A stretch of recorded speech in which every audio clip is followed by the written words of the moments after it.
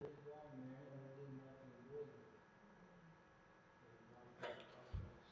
दोस्तों, नमस्कार। मैं हूं लखपत राज देवासी और आप सभी का coffee with banker YouTube channel पे स्वागत है। दोस्तों, आज मैं आप सभी के लिए लेकर आया हूँ स्ट्रक्चर ऑफ बैंक, जो बैंकिंग और बैंकिंग का टॉपिक है। तो दोस्तों, मैं आप सभी को coffee with banker YouTube channel पे बैंकिंग और फाइनेंशियल अवेयरनेस का कंप्लीट कोर्स करवा रहा हूँ। तो आप सभी जुड़ जाइए जल्दी से, चैनल पे आ जाइए आप सभी, और अपने जितने भी दोस्त फ्रेंड्स वगैरह हैं उन सभी में आप शेयर कर लीजिए वीडियो को। जल्दी से जल्दी आप वीडियो को लाइक कर ले ताकि और शेयर कर ले ताकि सबके पास नोटिफिकेशन पहुंच जाए। दोस्तों, कल हमने पढ़ा था जनरल इंश्योरेंस के बारे में और आज हम पढ़ेंगे स्ट्रक्चर ऑफ बैंक। जो बैंकों का स्ट्रक्चर है उसके बारे में बात करेंगे दोस्तों। तो उससे पहले एक बार आप जिसने भी वीडियो को लाइक नहीं किया है, चैनल को सब्सक्राइब नहीं किया है, वो ज़रूर चैनल को सब्सक्राइब कर ले, वीडियो को लाइक कर ले और अपने जितने भी दोस्त हैं उन सभी दोस्तों में, जितने भी ग्रुप हैं उन सभी में आप शेयर कर ले ताकि सबके पास नोटिफिकेशन चला जाए। दोस्तों, आप सभी के लिए मैंने एक टेलीग्राम पे चैनल बनाया है। तो आपको अगर पीडीएफ चाहिए तो आप सभी जो लिंक है वो मैंने डिस्क्रिप्शन के अंदर दे रखा है, तो आप टेलीग्राम चैनल को ज्वाइन कर लीजिए। ठीक है दोस्तों, चलते हैं अपन आज के टॉपिक के ऊपर। दोस्तों, आज हम करने जा रहे हैं structure of bank in India. जो हिंदुस्तान इंडिया के अंदर बैंकों का जो संरचना है, बैंकों का जो स्ट्रक्चर है, उसके बारे में दोस्तों बात करेंगे। दोस्तों, अगर हम बात करें कि जो सबसे बड़ा बैंक है, जो सबसे ऊपर बैंक है, तो उसकी अगर हम बात करें तो जो हमारा अपेक्स बैंक है वो RBI, reserve Bank of India. RBI दोस्तों सबसे ऊपर और सबसे अपेक्स बैंक है, तो सारे बैंक इसके अंडर में आते हैं। तो दोस्तों, जो बैंकों का स्ट्रक्चर है इसके अंदर जो आरबीआई है, आरबीआई के अंडर में दो बैंक आते हैं। एक है शेड्यूल बैंक और एक है नॉन शेड्यूल बैंक।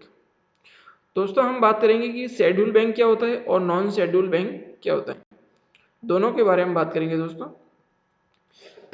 ये RBI reserve Bank of India की दो ब्रांच है, शेड्यूल बैंक और नॉन शेड्यूल बैंक। दोस्तों, जो आरबीआई एक्ट है वो 1934 के अंदर जो आरबीआई एक्ट आया था उसके अकॉर्डिंग जो शेड्यूल बैंक है, दोस्तों शेड्यूल बैंक का तात्पर्य सीधा ये है कि जो आरबीआई की जो भी रूल्स एंड रेगुलेशन है उनको वो मानता है। आरबीआई की जो अनुसूची है उसमें आरबीआई एक्ट 1934 उसके अंदर वो सूचीबद्ध है। उसके अंदर जो भी आरबीआई की जो अनुसूची, आरबीआई के अंदर जो एक्ट के अंदर जो भी आरबीआई की जो कार्रवाई है उसके अकॉर्डिंग वो काम करता है शेड्यूल बैंक। ठीक है दोस्तों, और जो नॉन शेड्यूल बैंक होता है दोस्तों, नॉन शेड्यूल बैंक इस जो आरबीआई एक्ट है 1934 इसमें सूचीबद्ध नहीं है दोस्तों। और जो दोस्तों इसके अंदर बहुत सारी डेफिनेशन बन सकती है नॉन शेड्यूल बैंक की, जिसमें से एक ये है कि ये जो नॉन शेड्यूल बैंक है ये आरबीआई के जो रिजर्व बैंक ऑफ इंडिया का जो एक्ट है, आरबीआई एक्ट 1934, इसके अंदर नहीं है ये।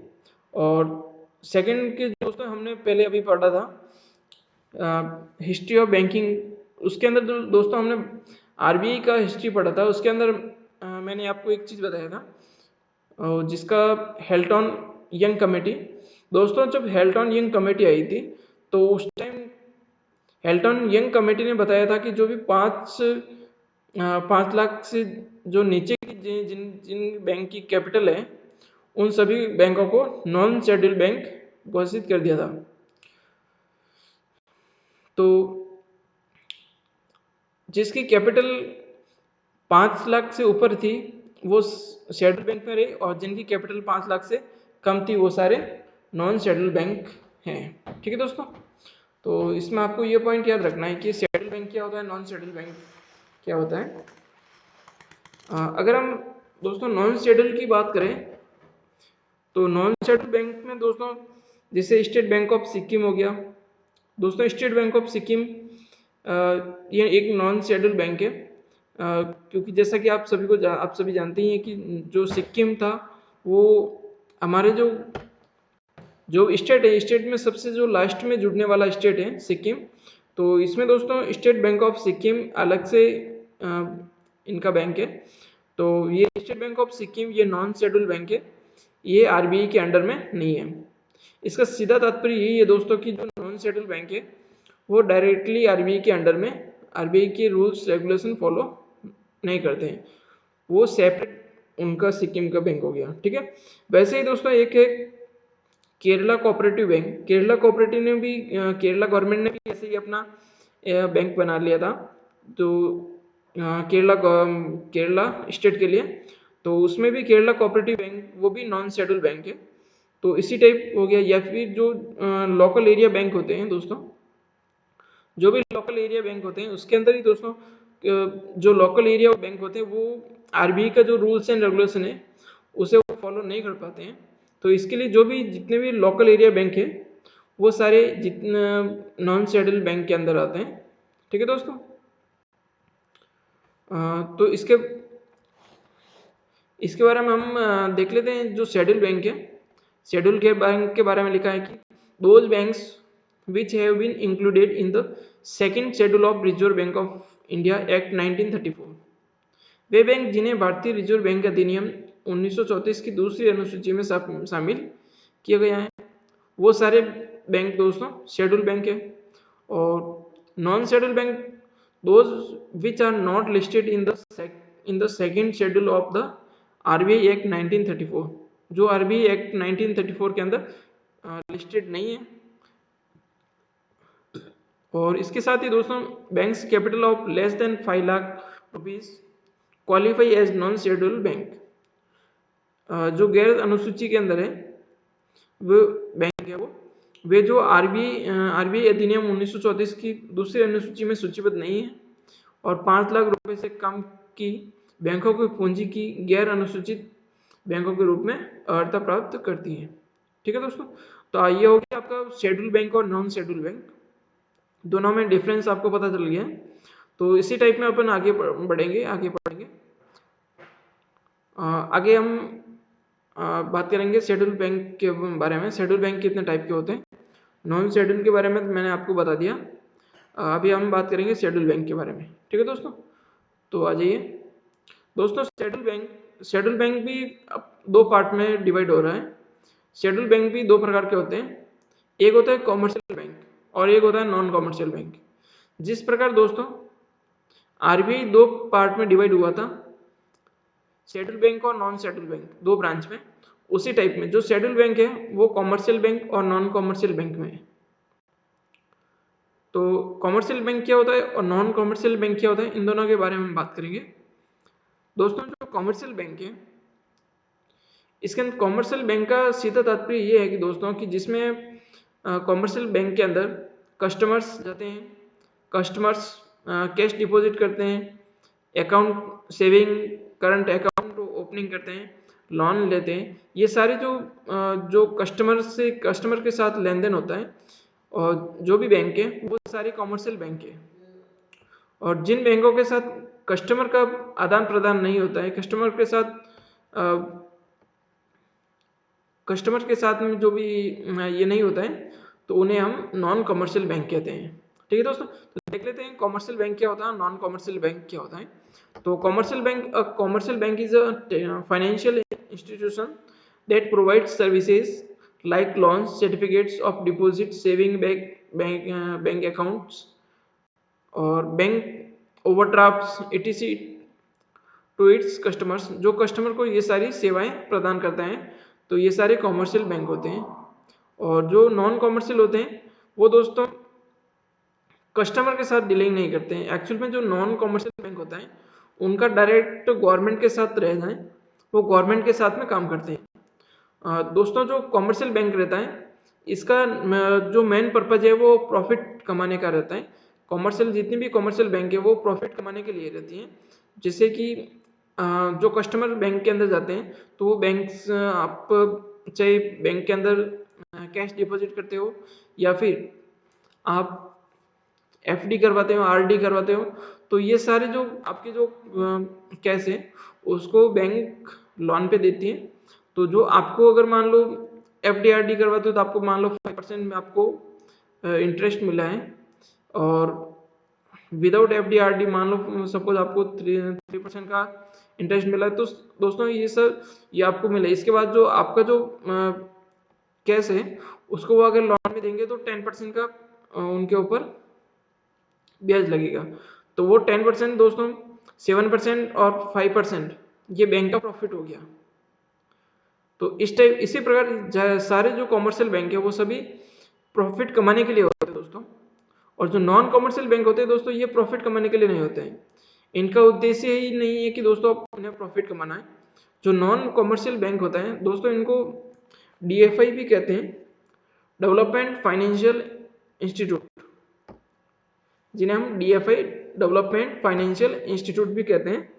दोस्तों इनका मेन जो उद्देश्य है, मेन मकसद है वो डेवलपमेंट का है। देश के अंदर डेवलपमेंट होना चाहिए, इनका प्रॉफिट कमाने से कोई नहीं है इसका। ठीक है दोस्तों, तो जो जितने भी जो नॉन कमर्शियल बैंक है उनका सभी का डेवलपमेंट का ही काम है, और वो सारे जो बैंक है वो गवर्नमेंट के साथ जुड़े रहते हैं, और गवर्नमेंट की जो भी स्कीम्स आती हैं उन सभी स्कीम के अकॉर्डिंग वो काम करते हैं। ठीक है दोस्तों,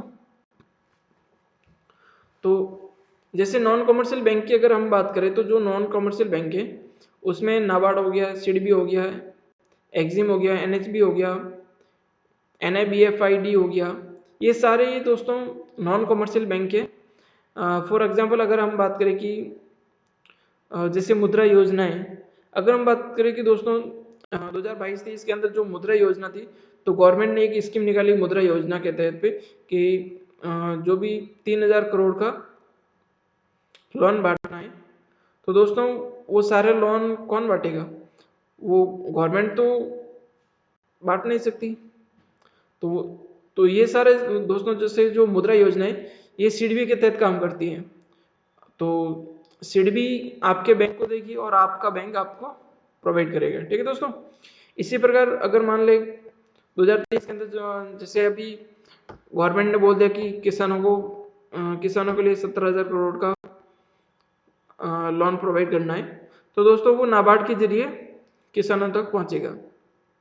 ठीक है दोस्तों, डायरेक्टली गवर्नमेंट के अकॉर्डिंग नहीं मिलता, वो आप गवर्नमेंट नाबार्ड को शेयर करेगा, नाबार्ड आपकी बैंक जो भी पर्टिकुलर बैंक है, RRB हो गया, कोऑपरेटिव हो गया, उसके अकॉर्डिंग आपको प्रोवाइड करेंगे। ठीक है दोस्तों, तो इसी टाइप का ये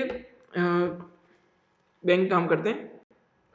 तो आपको ये चीज़ याद रखना है कि कॉमर्शियल बैंक क्या होता है, नॉन कॉमर्शियल बैंक क्या होता है, शेड्यूल बैंक क्या होता है, नॉन शेड्यूल बैंक क्या होता है। ठीक है दोस्तों, और कॉमर्शियल बैंक के अंदर कौन कौन से बैंक आते हैं और नॉन कॉमर्शियल के अंदर कौन कौन से बैंक आते हैं। जैसे अगर हम बात करेंगे कॉमर्शियल बैंक के, तो कॉमर्शियल में प्राइवेट बैंक हो गया, पब्लिक सेक्टर बैंक हो गया, और small bank, payment bank, foreign bank, वो सारे बैंक कॉमर्शियल बैंक के अंदर ही आते हैं। ठीक है, तो बात कर लेते हैं हम कॉमर्शियल बैंक के अंदर कौन कौन से बैंक आते हैं। दोस्तों जो नॉन कॉमर्शियल बैंक रहता है वो गवर्नमेंट के साथ ही काम करता है। ठीक है, एक पॉइंट ये था। और अगर हम बात कर रहे हैं कि कॉमर्शियल बैंक में कौन कौन से बैंक काम करते हैं, तो दोस्तों जो कॉमर्शियल बैंक है इसके अंदर सबसे पहला जो आता है वो पब्लिक सेक्टर बैंक आता है। पब्लिक सेक्टर बैंक का तात्पर्य है दोस्तों जो जिसमें 51% शेयर वो गवर्नमेंट का रहता है। तो इसमें मेजोरिटी जो शेयर रहता है वो 51% है, वो 51% मेजोरिटी शेयर रहता है। तो अगर किसी में 51 मेजोरिटी शेयर है तो वो उसका बैंक होगा। तो जो पब्लिक सेक्टर बैंक है इसमें ये सारे गवर्नमेंट बैंक है, इसमें 51% गवर्नमेंट का शेयर रहता है, मेजोरिटी शेयर। तो ये सारी पब्लिक सेक्टर बैंक गवर्नमेंट, और जो प्राइवेट सेक्टर बैंक है वो किसी प्राइवेट संस्था की या प्राइवेट व्यक्ति की इंडिविजुअल रहती है, जिसमें 51% मेजोरिटी प्राइवेट सेक्टर की रहती है। ठीक है दोस्तों, और जो फॉरेन बैंक है जिसे हम फॉरेन बैंक के नाम से जानते हैं, तो वो फॉरेन बैंक हो गया। RRB जो रीजनल रूरल बैंक है, क्षेत्रीय ग्रामीण बैंक, वो आरआरबी है, वो भी कॉमर्शियल बैंक के अंदर आती हैं। जो लोकल एरिया बैंक है दोस्तों, वो सारी local area bank commercial bank के अंदर आती है।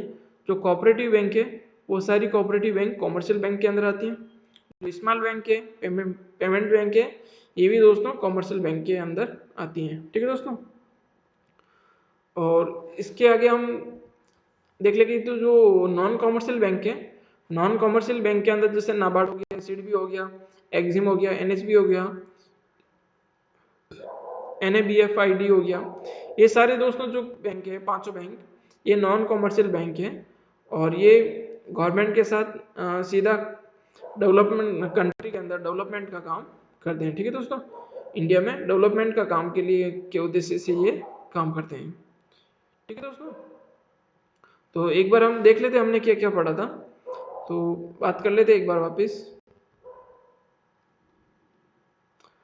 हमने सबसे पहले दोस्तों देखा था कि जो आरबीआई अपेक्स बैंक है उसके आरबीआई के अंडर में एक शेड्यूल बैंक रहता है, एक नॉन शेड्यूल बैंक रहता है। ठीक है दोस्तों, शेड्यूल बैंक और non schedule bank. Schedule bank दोस्तों वो हो गया जो आरबीआई एक्ट 1934 के सेक्शन 2 के अंदर इंक्लूड है, और नॉन शेड्यूल बैंक ये उस सेक्शन 2 के अंदर इंक्लूड नहीं है। और इसमें दोस्तों नॉन शेड्यूल बैंक के अंदर इसके जो 5 लाख रुपए से कम कैपिटल है तो वो नॉन शेड्यूल बैंक है। ठीक है दोस्तों, इसके आगे हमने शेड्यूल बैंक के बारे में बात किया था। Commercial bank, non commercial bank. Commercial bank वो हो गया जो सारे जिसमें कस्टमर के साथ आदान प्रदान होता है, लोन का, केस का, अकाउंट का, ये सारे काम जो कस्टमर के साथ में करते हैं वो कॉमर्शियल बैंक हो गया। जो नॉन कॉमर्शियल बैंक है वो गवर्नमेंट के साथ काम करते हैं और जिनमें कस्टमर का डीलिंग नहीं रहता है। ठीक है दोस्तों, नाबार्ड, सिडबी, एक्जिम, एनएचबी, ये सारे नॉन कॉमर्शियल बैंक है। ठीक है दोस्तों, तो कॉमर्शियल बैंक का एग्जांपल भी मैंने आपको बता दिया, ये 8 बैंक है। Public sector bank, private sector bank, foreign bank, RRB, local area bank, cooperative bank, small bank, payment bank, ये सारे कॉमर्शियल बैंक है, तो आप याद रखिएगा दोस्तों। और दोस्तों मैं आपको एक इम्पोर्टेंट चीज़ बताने वाला था, जो अब मैंने अभी बताया था आपको, मुद्रा योजना। तो दोस्तों मुद्रा योजना इसमें एक इम्पोर्टेंट टॉपिक ये है कि आपका जो मुद्रा है, मुद्रा का फुल डेफिनेशन आप जरूर याद रखिएगा। आपके एग्जाम में पूछ सकते हैं या इंटरव्यू में पूछ सकते हैं कि मुद्रा की फुल डेफिनेशन क्या है। तो मुद्रा का जो फुल डेफिनेशन दोस्तों ये है कि micro unit development refinance agency. ठीक है दोस्तों, micro unit development refinance agency, मुद्रा का ये फुल फॉर्म है। तो आप ये फुल फॉर्म आप नोट कर लीजिए, ये आपके एग्जाम में या फिर इंटरव्यू में क्वेश्चन काम की चीज़ें। तो ठीक है दोस्तों, इसमें नॉन कॉमर्शियल बैंक में नाबार्ड, सिडबी, एक्जिम, एनएचबी ये हो गया। ठीक है दोस्तों, तो मिलते हैं अपन अगले चैप्टर में। तब तक आप वीडियो को लाइक, शेयर एंड सब्सक्राइब कीजिए। दोस्तों जिसने भी चैनल को सब्सक्राइब नहीं किया वो जरूर चैनल को सब्सक्राइब कर लेना, और टेलीग्राम चैनल जिन्होंने ज्वाइन नहीं किया है वो एक बार जरूर चैनल ज्वाइन कर लीजिए दोस्तों। उसमें आपको हर टाइप का पीडीएफ मिल जाएगा। जो भी मैं आपको पीडीएफ क्लास करवा रहा हूँ उसके बाद जो पीडीएफ है वो मैं टेलीग्राम चैनल के अंदर डाल रहा हूँ, तो आप सभी को वो सारी पीडीएफ मिल जाएगी। तो आप चैनल आप जरूर ज्वाइन कीजिए। ठीक है दोस्तों, और